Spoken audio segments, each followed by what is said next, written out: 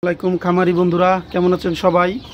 আমি নতুন একটা টিপস দেখাবো আপনাদেরকে। সেটা হলো, আমার দেশি মুরগির অনেক বাচ্চা ফুটেছে, প্রায় 8 থেকে 10টা, কিন্তু ওরা অনেক হিংসুটে ঠুকরাঠুকরি করে আমার প্রায় 7 থেকে 8টা বাচ্চা মেরে ফেলছে। আজকে সকালে একটা বাচ্চা মেরে ফেলেছে। এই জন্য আমি আমার ছাদে উপরে টাঙ্কির নিচে বেশ কিছু জায়গা ছিল ছোট ছোট, সেটাকে আমি এই যেভাবে আটকে দিয়ে এখানে অন্তত 15 দিন 20 দিন বাচ্চাগুলো ঝরঝরা হওয়া পর্যন্ত পালা যাবে, সেই উপযুক্ত করে আজকে আমি সেটাকে কনফার্ম করলাম।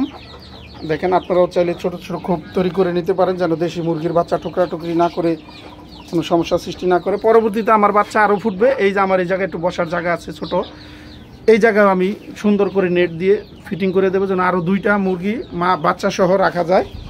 এতে অনেক সুবিধা। সকালবেলা আমার একটা মুরগির বাচ্চা মারা গেছে। আর দেশি মুরগি প্রচুর হিংসুটে। এই যে দেখেন, এটার বাচ্চা ছিল আপনার 7টা বাচ্চা ছিল, এটা 4টা মেরে ফেলছে, বাকিগুলো ঠোকরাটুকরি করে খুবই কষ্ট পাইছি।